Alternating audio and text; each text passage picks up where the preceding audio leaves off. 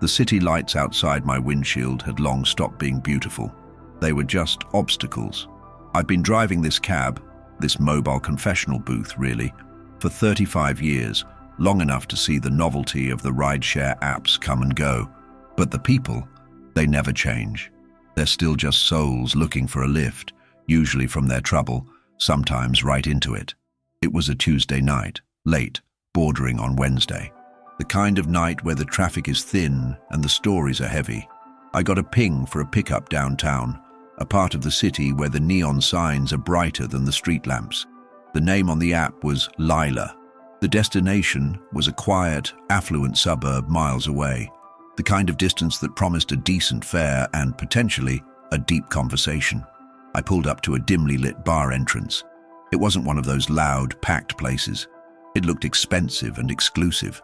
I stopped the car right where the pin indicated, and a young woman hurried out the door. She moved fast, almost stumbling, but the way she clutched her small, expensive-looking purse suggested control, maybe even practiced urgency. She was wearing a cocktail dress, sleek and dark, completely out of place against the greasy sidewalk. She didn't hesitate.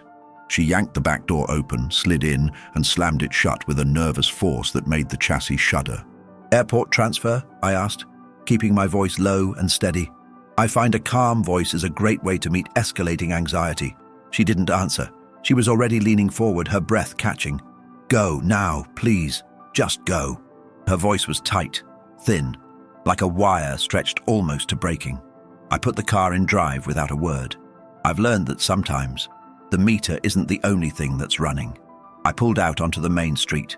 She was sitting directly behind me, but her focus was entirely on the back window. Her reflection in the rearview mirror was stark. Wide eyes, pale skin, a tiny fleck of something red, maybe wine or lipstick, on the corner of her mouth. She was beautiful, yes, but more importantly, she was terrified, the kind of fear that tastes metallic in the air. "Everything all right, Mom?" I asked, navigating a tight left turn. She flinched at my voice. "Just drive, please. Take the long way. Stay on the main roads. No shortcuts." I nodded, adjusting the mirror slightly so I could better gauge her reaction without staring. "Main roads it is. Heading out toward Willow Creek Estates, right?" "Yes. But don't follow the GPS exactly. Just drive until I tell you to turn." Now that was unusual. People usually want the fastest route, especially late at night. But when the fare is good and the passenger sounds like they might start screaming at any second, you follow instructions. We drove in silence for the next few minutes. It was heavy silence, thick with unspoken questions. I kept my eyes on the road, but my peripheral vision registered her rapid, shallow breathing. I accelerated gently, trying to make the ride as smooth as possible, hoping the rhythm of the road might soothe her. It didn't.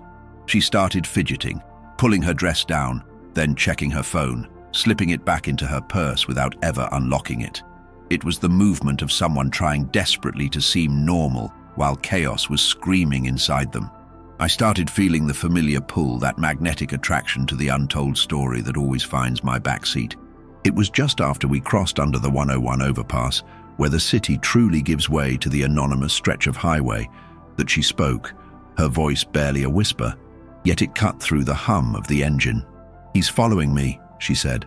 The three simple words were delivered with a chilling finality. Not a question, not a panicked realization, but a cold, hard statement of fact. My heart gave a solid, uncomfortable thump against my ribs. I glanced into the rearview mirror. "Mom, I don't see anything, just a few late-night commuters." She didn't look at me. She was still fixed on the window behind her, her pupils dilated. "No, not right now, but he was. He always is. That silver sedan parked across the street from the bar. It's him. It's been him all night." I mentally rewound the pickup. A silver sedan. There might have been one, but in this city, there are a million silver sedans. Still, I didn't dismiss it. My job is more than just driving. Sometimes it's witnessing. Sometimes it's protecting. "Did you call the police?" I asked, trying to keep the conversation clinical. "No, I can't. This isn't what you think." She took a shuddering breath and leaned her head against the window, pressing her forehead into the cool glass. The vulnerability in that small act was a trigger for me. This wasn't just a bad date or a drunk passenger. This felt darker. This felt like a deep, persistent dread. I slowed down slightly, just enough to catch a closer look at the vehicles behind us. Nothing suspicious, just a generic box truck and a beat-up pickup. "Okay, let's assume you're right," I said, shifting lanes smoothly. "Tell me who he is so I know what I'm looking for." She was quiet for a long moment, the silence amplifying the tension until it felt like the car was shrinking around us. Then, she shifted her gaze from the back window to the passenger side window, staring out at the anonymous buildings flashing by. She swallowed hard, and the words, when they came, were laced with a venom I recognized instantly, the sound of betrayal. "He's my husband." Well, that changed the entire dynamic. The situation immediately shifted from suspicious stranger to domestic terror. And domestic terror is often the most dangerous kind, because it operates under the guise of love and familiarity. "And why is your husband following you?" I pressed gently, accelerating again, trying to establish a steady, reliable pace. "Because he thinks he owns me. He thinks I can't leave. He followed me tonight because he knew I was going to meet someone." Her voice dropped to a conspiratorial whisper. "Not romantically. I was meeting someone to get papers signed. Divorce papers.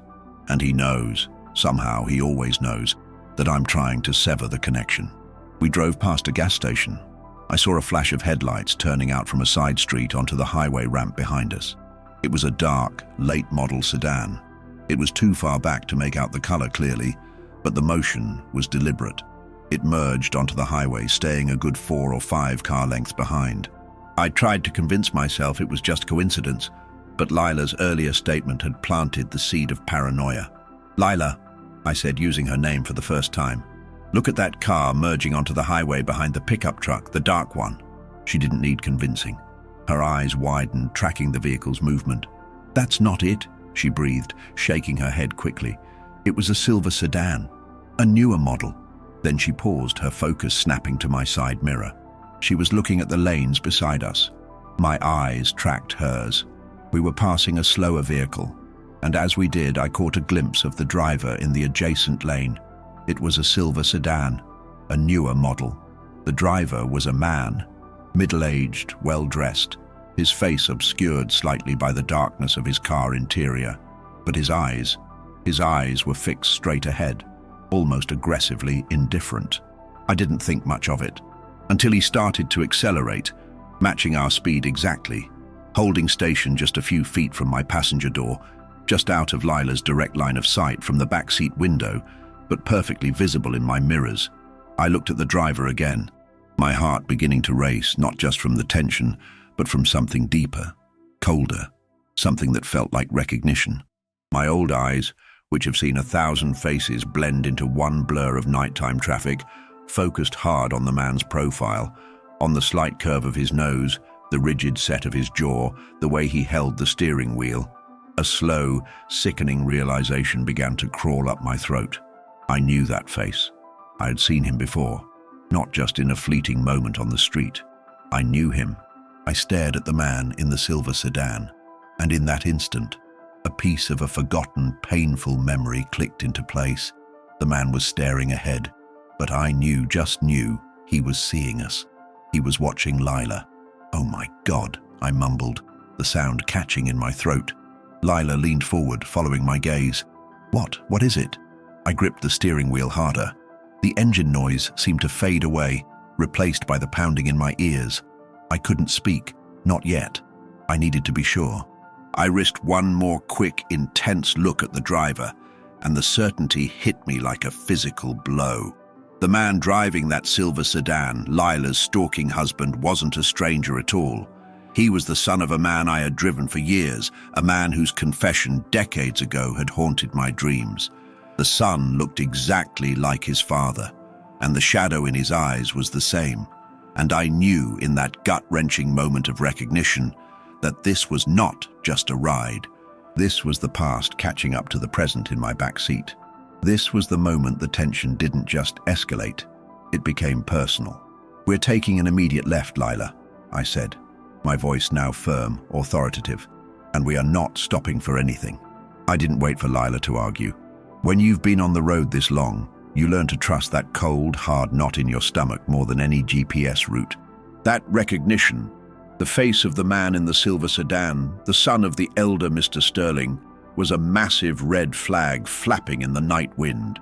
Sterling Sr. was a ghost from a past I had hoped to leave buried in the city's old archives, and seeing his shadow in his son's eyes meant trouble wasn't just near. It was driving right alongside us. I stomped on the accelerator and cranked the wheel, cutting across 2 lanes of thin traffic. The move was rough, uncharacteristic of my usual smooth driving, but necessary. The silver sedan reacted instantly, a predatory movement, swerving slightly as it tried to keep pace. The driver didn't honk. He didn't flash his lights. He just adjusted, proving he wasn't just a commuter. He was definitely hunting. "Hold on," I barked, taking the left turn with more speed than was advisable. We hit the curb with a sickening thump, jolting Lila in the back seat. "What are you doing?" she cried out, her fear now mixed with genuine alarm at my aggressive maneuvering. "Getting us off this stretch," I replied, my voice gravelly. "He's locked on. Staying on the straightaway makes us easy targets." I pulled onto a narrow, darkened street lined with warehouses and defunct manufacturing plants, the kind of place where streetlights are sparse and witnesses are non-existent, the kind of place Sterling Sr. used to talk about. The silver sedan didn't follow us immediately. It must have overshot the turn, or hesitated, perhaps expecting me to stay on the main road. The momentary lapse bought us a small window. I drove faster, weaving through the deserted lanes. I was using muscle memory and instinct, navigating a maze I hadn't thought about in years, relying on the knowledge that old cab drivers possess, the city's hidden veins and back alleys. Lila was breathing raggedly behind me. "Tell me what you saw." "Why did you change? Was that him?" "That was him, Lila. And he's not just following you. He's anticipating you." He slowed down just enough to confirm it was my car. Then he intended to stick to us until we got somewhere quiet. We're in a quiet spot now, but at least we're moving. I checked my mirrors constantly. The fear had accelerated, but now a strange, focused energy was taking over. This wasn't just a ride. It was a getaway. The moment of recognition was still vibrating in my bones. Sterling.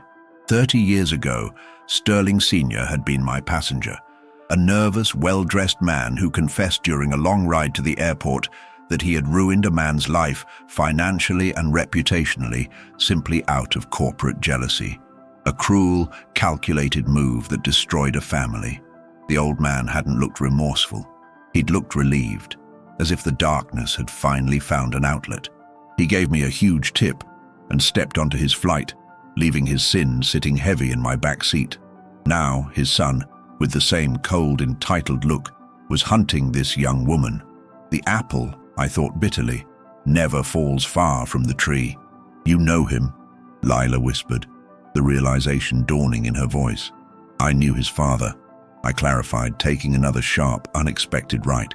"And the way this man, your husband, is driving, the way he hesitated then committed, it tells me he's not just trying to intimidate you. He's trying to stop you. Permanently, maybe." The chilling words hung in the air, but they needed to be said. If she was going to survive this, she needed to accept the severity of the threat. The silence returned, but this time it was different. It was the silence of calculation, not panic. Then, Lila started talking, a torrent of words pouring out, as if she couldn't keep the rising tide of her secret contained any longer. The emotional gathering began to accelerate her narrative. "He didn't just follow me tonight because of the divorce papers," she confessed, her voice thick with self-loathing. "He was following me because of what I did. The papers were just the trigger. I kept my eyes on the road, weaving expertly around a pile of forgotten pallets." "What did you do, Lila?" "I took something from him," she admitted, her voice shaking violently. "Something important, something that proves everything.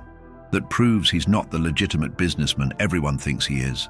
That proves he runs a shadow operation, funneling money, dodging taxes, ruining people. Just like you said his father did." She paused, taking a deep, gasping breath. The narrative was building, rising in urgency. "I found it about 6 months ago, a ledger. Not paper, it's digital, encrypted, But I had a technician, a friend, who managed to break the code. It names names, dates, amounts, everything. It's what allowed me to get the nerve to file for divorce. I didn't just want to leave him, I wanted to stop him. He was becoming his father, just worse. The money he moves, the people he hurts. I was listening intently, my driver's instincts now on high alert for both the threat outside and the confession unfolding inside the car. The street we were on ended in a T-junction. I had to choose, left toward the river and a dead end, or right toward the freeway entrance, which risked exposure. "Where is this ledger now?" I asked, turning right, merging onto the ramp. The movement exposed us. I immediately began scanning my mirrors. "It's on a flash drive, right here." I heard the rustle of her purse.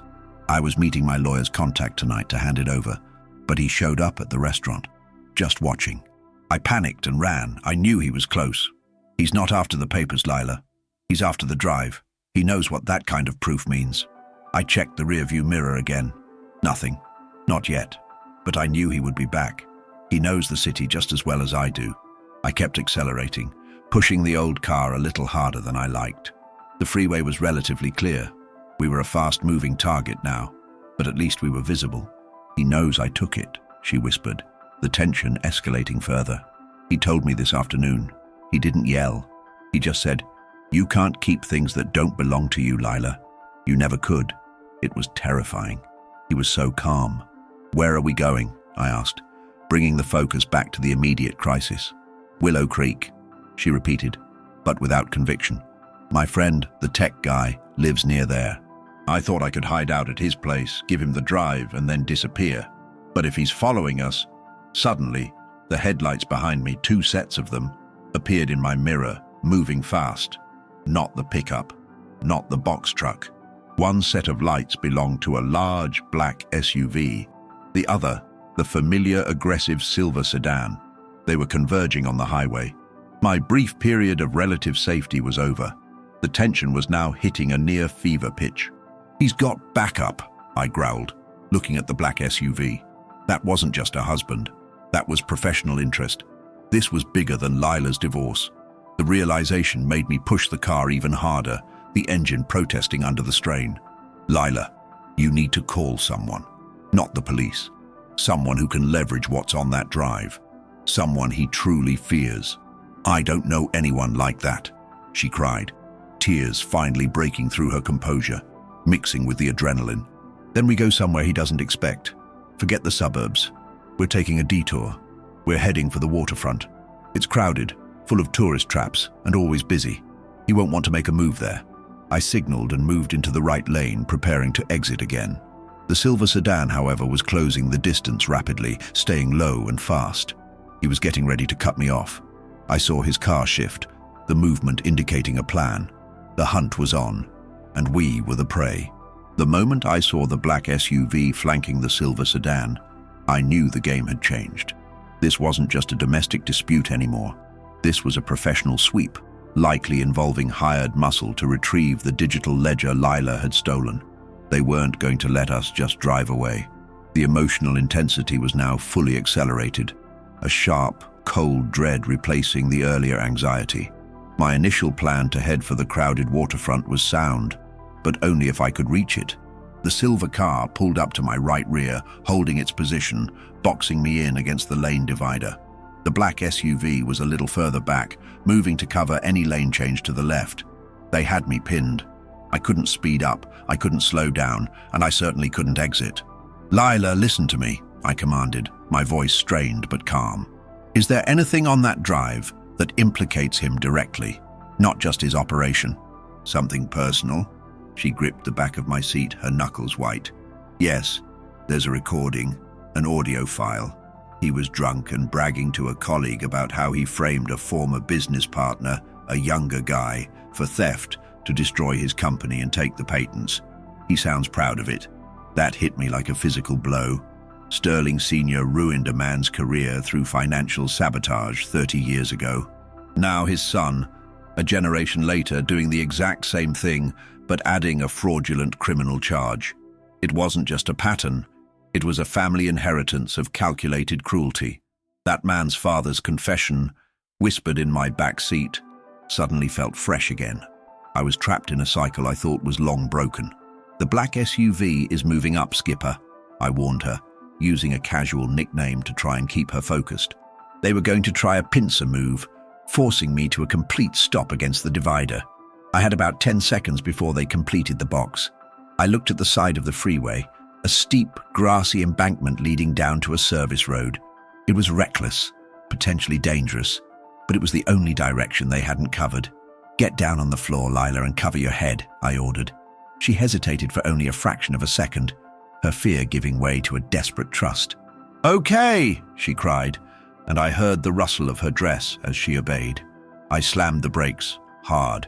The sudden deceleration caused the silver sedan, which was driving aggressively close, to surge ahead a few feet. I used that precious space, wrenching the wheel to the right. The old cab pitched wildly, tires squealing in protest, as I drove it off the shoulder of the highway, straight down the embankment. It was a rough ride. The car scraped, bounced, and rattled violently. We were airborne for a terrifying moment before the wheels found the soft dirt of the service road. I managed to correct the skid and kept the engine running. The entire maneuver was probably 10 seconds of pure, terrifying chaos, but it broke their trap. When I looked up into my rearview mirror, the black SUV and the silver sedan were still on the highway, their brake lights flaring in confusion and fury. They couldn't follow me down the embankment easily. They were too low to the ground. They had to continue to the next exit and loop back. I had bought myself maybe 2 minutes. I sped down the deserted service road. "Are you all right, Lila?" She slowly sat up, rubbing her temple. "Yes, I think so. That was insane, thank you." Her voice was high-pitched, but there was a new, hard edge of determination in it. The near-death experience had shocked the fear out of her, replacing it with adrenaline-fueled resolve. The emotional growth was palpable. "We need to use this time," I said, checking my fuel gauge. "We're headed to the docks. I know a guy down there. He runs a shipyard. Old friend. He deals in logistics, not secrets, but he's loyal, and his yard is a maze, perfect for hiding, and he has a secure line." As I drove, Lila pulled the small flash drive from her purse. It looked insignificant, a tiny black key holding a man's entire kingdom of secrets. "This recording you mentioned," I said, keeping my eyes peeled for any sign of the sedans looping back. "The one where he bragged about framing a partner. Do you remember the partner's name?" Lila closed her eyes, concentrating. "It was something simple, common, maybe James or Robert. Wait, no, it was Thomas. Thomas. I think his last name was Miller." The bottom dropped out of my stomach. My grip on the steering wheel tightened until my knuckles ached. The world seemed to tilt. Thomas Miller. Sterling Sr. had confessed to me all those years ago that the man he had financially ruined was named Thomas Miller. It wasn't just a cyclical family pattern, it was the same family. Sterling Jr. was finishing the job his father had started, only this time, he was adding a fraudulent criminal charge to the financial ruin. The emotional trigger of recognition was escalating into a burning, focused indignation. "Lila," I said, my voice barely a whisper, thick with sudden, intense emotion. "That recording, that's why he's driving like a maniac. That's why he has backup. This isn't just about his money, this is about history repeating itself." I took a sharp turn, pulling the car onto a poorly lit industrial access road that led to the waterfront. The air immediately changed, smelling of salt and fish and diesel fuel. "I know Thomas Miller," I said, the words feeling heavy and ancient. "He was a young, brilliant engineer who just got married when Sterling Sr. took everything from him. He drove for me a few times after he lost his company. He was broken, absolutely destroyed. His wife left him." I took a deep, shaky breath, the memory still raw after 3 decades. "I watched that man's life fall apart, sitting right where you are now." Lila gasped behind me. This is crazy. A coincidence?" "No," I stated firmly, shaking my head. "It's a stain. It's a family legacy of cruelty, and I won't let it happen again. Not to Thomas Miller and not to you, Lila." The personal investment in the chase was now total. The old driver had gone from a hired shield to an active participant, fueled by 3 decades of regret and a desire for justice. The emotion was at its peak acceleration. I pulled up to a massive steel gate marked Mariner's Dock and Supply. I flashed my lights quickly, 3 times, a pre-arranged signal. The gates groaned open almost instantly. "Welcome to the shipyard, Lila," I said. "Now we hide this flash drive and we call in a professional cleanup crew." The gates slammed shut behind us, just as I heard the distant, angry roar of an engine that sounded suspiciously like a silver sedan re-emerging from the main road, having found its way back to the chase.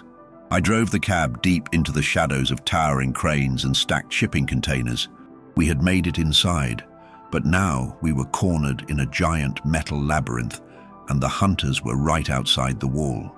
The silence inside the shipyard was heavy, broken only by the rhythmic clang of metal from the high tide pushing against the moored boats and the anxious ticking of my engine cooling down.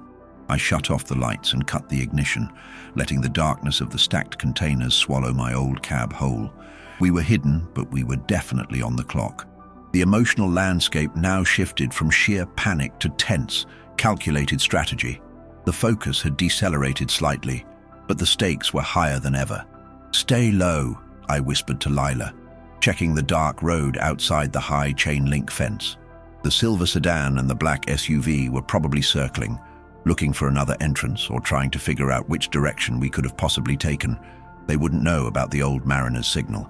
They would assume we had vanished. A moment later, a figure emerged from the shadows beneath a huge container crane. It was Sal, my friend. He was built like a retired dock worker, which he was, and had a face carved by years of sun and salt water. He moved with a quiet efficiency that was reassuring. Sal approached the car, tapping lightly on my window. I cracked it open. "Jesus, old man, you look like you just outran the devil," Sal murmured, his voice a low rumble. "Worse, Sal." "I outran a Sterling," I replied, the name itself a quiet warning. Sal's eyes, normally slow and placid, sharpened instantly. "The kid? The rich one?" "The rich one with professional backup. He's looking for something my passenger has. Something that can bury him, and I mean literally bury him. He has been following us since downtown." I gestured toward Lila, who was still slightly crouched. "Sal, this is Lila. She needs a secure line and a place to hide this." Lila held up the small, dark flash drive. Sal took one look at her terrified eyes and the drive, then nodded, the easygoing light completely gone from his face. "Right. Follow me, quick. They'll be checking every service entrance in 20 minutes, Sal said, turning away. "Leave the car here. It'll confuse them. Follow the shadows. No flashlights." We quickly slipped out of the cab. Lila, despite her cocktail dress and heels, moved with a surprising agility born of sheer desperation. We navigated a labyrinth of stacked, rusty containers, the air thick with the smell of brine and oil. Sal led us into a small, windowless building, his office. It was cluttered, dimly lit by a single desk lamp, and felt solid, impenetrable. A sanctuary. "The phone in the corner is a hard line, completely untraceable," Sal explained, pointing to an ancient rotary phone. "Use it wisely. And this desk vault, it's bolted to the floor, concrete thick. Put your drive in here." Lila didn't hesitate. She quickly placed the flash drive into the small safe, and Sal spun the dial. Click. The physical act of securing the item seemed to bring the emotional tempo down even further, replacing raw fear with a sense of guarded control. I looked at Lila, now leaning against a filing cabinet, running her hands through her hair. "Lila, the man you need to call is Thomas Miller. He needs to know what you have and what your husband is trying to do to him. He's the only one who can leverage this. If the information gets to the police, your husband will spin it as stolen property, and he'll be fine. If it goes to the victim, Miller can get justice, and you get protection." Lila's eyes widened with a sudden realization. "You're right. He's the key. But I don't know his number. He's probably completely off the grid." "I do," I said quietly. "After Sterling Sr. ruined him, Miller sometimes called me for rides. He had moved out to an isolated part of upstate, trying to start over. I still have his last known number written down in my logbook. It's in the glove box of my cab." The relief on Lila's face was immense, but it was quickly overshadowed by a fresh wave of panic. "But the car is outside. They might find it." They might find us. The emotional swing was sharp, the fear of re-exposure. No, they won't find it easily, Sal cut in, shaking his head. I'll go get it. You two stay put. I know how to move through my yard blindfolded, and if anyone comes through those gates, I'll hear them. Sal left, his movements silent and confident. Now it was just Lila and me, the weight of 30 years of shared invisible history, the pain of Thomas Miller, binding us together in that small, secure room. I sat down heavily on a worn wooden chair. Lila, when you call him, you need to be honest. Tell him the story. Tell him who you are, what you did and why. That recording, it's his leverage. It's his life back. Lila walked over and looked at me, her expression a mix of awe and profound gratitude. Who are you? You're just a driver, but you're risking everything for a stranger. I smiled faintly, a slow, tired smile. I'm a witness, Lila. That's all a driver is, ultimately. We watch the city's life unfold in our rearview mirror, and sometimes we have a chance to clean up a mess we saw start years ago. The sense of personal closure and quiet resolve was strong. A few minutes later, Sal returned, holding my worn, leather-bound logbook. He handed it to me. I flipped through the years, passing the faded ink affairs from 2 decades ago, finally landing on a page near the back. Here it is. Thomas Miller, upstate New York. I pointed to the number. Lila took the logbook, her hand trembling slightly. She walked over to the rotary phone, the relic of a bygone era, and began to dial the number. The click-click whir of the old phone was a sharp, focused sound in the quiet room. I stood up and looked at Sal. Keep watch. I have a feeling the son won't give up easily. He won't, Sal agreed, his eyes distant. He smells the money and the fear. They always do. Lila finally finished dialing. She pressed the receiver to her ear, the anticipation of the call hanging heavy in the air. The long silence as the phone rang was agonizing. Then she took a sharp intake of breath. It's ringing, she whispered. Someone is picking up. I stepped closer, listening intently to the strange sound of her voice as she began to speak into the phone. The emotional momentum had decelerated into a quiet, crucial moment of truth, the pivot point of the whole story. Mr. Miller, my name is Lila. I was married to the son of the man who ruined you. I know this sounds crazy, but I have proof, and you're in danger. The conversation on the old rotary phone was the most important ride I'd taken all night, even though the car was safely parked 100 yards away. Every click, every pause from Lila, every muffled, distant sound from the other end of the line was loaded with the weight of decades. The emotional tension had decelerated to a low, agonizing hum, a quiet, waiting game that felt more draining than the high-speed chase. Lila spoke quickly, desperately, weaving a tangled, almost unbelievable tale of corporate sabotage, stolen evidence, and a deadly high-speed pursuit through the dark streets of the city. She didn't skip the hard parts, confessing her role as the wife who initially benefited from the sterling fortune, even as she now risked everything to expose it. That honesty was crucial. The ledger is safe, Mr. Miller, she insisted into the receiver. And the audio file is proof. It proves the fraud he's setting up against you now. He's trying to finish what his father started, but this time, he's planning to put you in jail for something you didn't do, using a fake audit. You need to call the feds now. Tell them what I'm telling you. Tell them you have a witness with proof. She listened, her eyes fixed on the wall, nodding occasionally. The conversation was intense, lasting about 10 minutes. When she finally hung up, she placed the heavy receiver back in its cradle with a shaky reverence. He believes me, she whispered, turning to face me. Relief washed over her features, making her look younger, less haunted. He said he's been expecting something like this for years. He always knew Sterling's son was involved in the old fraud.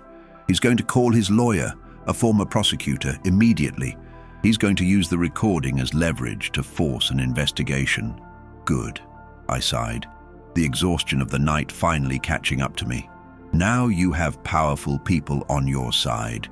You're not just a terrified woman running from her husband anymore, you're a key witness.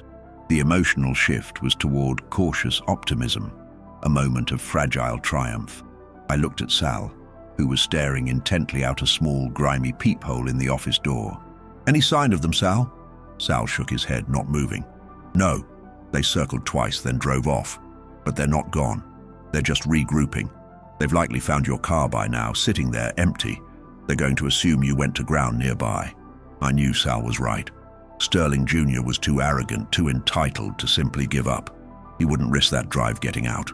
He would be planning his next move, probably utilizing his network to check hospitals, train stations, and bus depots. He wouldn't suspect an old-school dockyard hookup. "Lila, you need to stay here until morning," I said.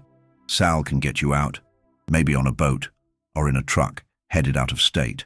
You need to disappear for a few days until Thomas Miller's people have the ledger and the investigation is underway." She nodded, but her eyes were still troubled. "And you?" "He knows your car. He saw your face in the mirror. He knows my type," I corrected, a tired smile touching my lips. "An old cabbie. I'll be fine. I'll change my route for a few weeks, maybe drive nights only. My job is done." As I stood up to leave, giving Sal instructions to guard the vault with his life, the silence of the shipyard was abruptly shattered, not by the roar of an engine, but by a loud, deliberate crash of metal, followed by the sound of tearing chain link. Sal spun around, his face grim. "They're here." They didn't wait. They didn't even bother with the gate. They drove that black SUV right through the weakest part of the fence. The tension skyrocketed again. The brief moment of relief violently extinguished. Sterling Jr. wasn't just a rich bully. He was desperate and unhinged, resorting to property damage and potential violence. This wasn't about money anymore. It was about the humiliation of being thwarted. "The flash drive," Lila gasped, looking toward the safe. "It stays locked," I ordered, pushing both Lila and Sal toward a heavy, steel-reinforced door in the back of the office. "That drive is your leverage. Don't touch it. Go." "Where does that lead?" Lila asked, her voice tight with panic. "To the old warehouse next door. It's abandoned. It might buy us some time to hide," Sal said, wrestling with the heavy bolts on the door. "No, Sal. They're after me now. They know I helped her. They'll look for me first. If I stay here, I draw them in, and you two escape. The last thing they expect is the cab driver walking out the front door." I was making a quick, dangerous calculation. The emotional trigger was pure sacrifice, a way to finally atone for witnessing Sterling Sr.'s original crime 30 years prior. "You'll be a target," Lila protested, grabbing my arm. "It's a distraction, Lila, a good one. The son of a predator knows how to hunt, but he doesn't know how the prey thinks. Now go. I'll lead them away from the vault." I pushed her gently toward Sal. The moment the steel door creaked open, they slipped through. I heard the muffled sound of footsteps closing in on the main office door, the office door I hadn't even locked. I walked calmly to the desk, pulled out the old logbook and flipped it open, pretending to read. I wanted to look exactly like what I was, a tired old man, caught off guard. A moment later, the door flew open with a tremendous bang, splintering the frame. Two men in black suits, the hired muscle from the black SUV, stormed in, their faces hard and expressionless. Behind them stood Sterling Jr., impeccably dressed, but his eyes were blazing with cold, controlled rage. He looked directly at me. "The old cabbie," Sterling Jr. sneered, stepping into the dim light. "You thought you could stop me, old man. Where is my wife? And where is the drive?" I looked up from the logbook, adjusting my glasses slowly. I held his gaze, 30 years of history simmering between us. The man was the spitting image of his cruel father. The emotional peak of confrontation was here, quiet but deadly. "They're gone, son," I said, my voice steady, betraying none of the fear churning in my gut. "And the only thing you'll find here is a logbook full of ghosts." Sterling Jr. took a step toward me, his hand raised. He was furious, but he was also smart enough to know I was just a distraction. He knew he had lost precious time. Sterling Jr.'s rage was a tangible heat in the small, dim office. His men flanked the doorway, their breathing heavy. He wasn't interested in violence against me, not yet. He was interested in efficiency, and I was merely a frustrating obstacle. "Where did you send her?" he demanded, his voice low, a dangerous hiss. He took the logbook from my hands and tossed it aside, the pages scattering. "The old man's trick, running to the waterfront. I should have known. You're just a relic, like your car. Give me the location, or my patience ends." It ended 30 years ago, when your father put his own sins on a flight to nowhere, I retorted, meeting his gaze without flinching. This was my last best chance to get him off Lila's scent. I needed to keep the emotional confrontation high, focused entirely on me. Sterling Jr.'s eyes narrowed. My father? What do you know about my father? I leaned back, adopting the conversational ease of a driver waiting for his next fare. I know he was a passenger of mine once. A long ride. The whole ride. He talked about a man named Thomas Miller. Told me how he destroyed him professionally and financially just to get ahead. Said it felt good to watch him fall. Your father confessed to me, son. Just like Lila confessed to me tonight. My back seat is where the truth always comes out. The blood drained from Sterling Jr.'s face. The shock of having his family's generational crime exposed by a stranger was momentary, but profound. He recovered instantly, his rage spiking. You're a liar, he spat. You're protecting a thief. Where is the drive? He snapped a command to his men. The two brutes moved, one grabbing me by the arm, the other tearing open the filing cabinets. I didn't resist. I let them search, their frantic movements a loud, messy contrast to the quiet escape of Lila and Sal. The seconds they spent tearing apart the small room were seconds Lila was gaining in the warehouse next door. It's a vault, boss, one of the men grunted, slamming his fist on the heavy desk safe where the drive was locked. Bolted down. Sterling Jr. walked over, slamming his palm against the steel. He knew he was wasting time. The realization that Lila had a window, that she had made a move he couldn't immediately reverse, was making him lose control. You won't find it, I said, my voice cutting through his frustration. The story's out, Sterling. Thomas Miller knows. The feds will know soon. You can run all you want, but the ledger and the recording are secure. You're done. That was the trigger. He wheeled around, his carefully constructed composure finally snapping. He didn't use his hands, he used his words, the last remnants of his arrogance. You think you can stop me? I own this city. I'll crush you, Miller, and that little gold-digger wife. I'll make sure you both disappear. As he screamed, I heard a sound from the steel door behind me, a faint, rhythmic metallic sound. Sal was locking it from the outside, quietly sealing the passage. They were safe. The emotional arc of sacrifice had completed its purpose. Sterling Jr. stepped toward me, his face contorted. You think you're a hero, old man. You're just a witness who's about to be silenced. The man who had me pinned released my arm to grab my throat. This was the moment of danger, but also the moment of finality. Suddenly, the night erupted in sound, not the sounds of Sterling's men, but the blare of sirens, police, fire trucks, all converging on the shipyard. Sterling Jr. froze, his eyes darting toward the broken fence. His men were instantly alert, recognizing the unmistakable sound of a full police response. What is that? Sterling Jr. demanded, turning to me. I smiled faintly, the emotional tension now accelerating into a final, satisfying release. When your men rammed that fence, Sal didn't just hear you. He hit the silent commercial distress signal. Fire, police, and port authority. They're here for the property damage, Sterling. But they're going to find you standing here threatening a witness who just happened to call a high-profile lawyer 10 minutes ago. Sterling Jr. stared at me, his disbelief quickly morphing into cold, calculated fury. He had been played by an old driver, a refugee, and a dock worker. Get out! He roared at his men. Now, we go! The drive isn't worth the arrest. He shoved me hard, sending me tumbling into a stack of old tires.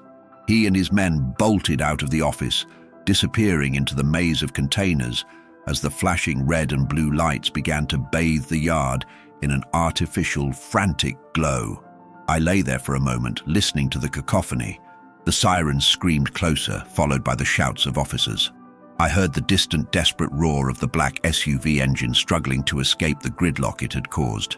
The silver sedan was nowhere to be heard. When I finally stood up, stiff and sore, the office was a wreck, but the small desk vault was untouched. I straightened my jacket, dusting off the dirt. The story was over. Lila was safe, the evidence was with Miller, and Sterling Jr. was now a hunted man. I walked out of the office and found a young police officer cautiously approaching the smashed fence. Everything all right here, sir? the officer asked, looking at my dress shoes and my old man demeanor, clearly confused by the destruction around me. "It is now, officer," I said calmly. "It was just a bit of road rage that came crashing through the fence. They were after my fare, but they didn't get what they came for. I'm just an old cab driver trying to earn a living." I quietly gave the officer my statement, omitting only the critical details of Lila and the flash drive, focusing purely on the reckless assault and property damage caused by the vehicles. I then retrieved my logbook, found my car, and drove slowly out of the shipyard, past the flashing lights and the mounting confusion.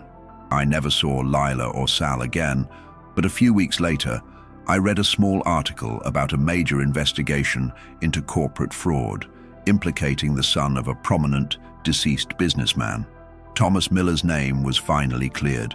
That night was a painful reminder that the sins of the father often find a ride with the son, but it was also a reminder that sometimes the quiet, ignored witness gets the last word. I drove on, the city lights ahead of me no longer obstacles but markers on a long, long road, and in my rearview mirror, I saw the kind of justice that keeps an old driver going.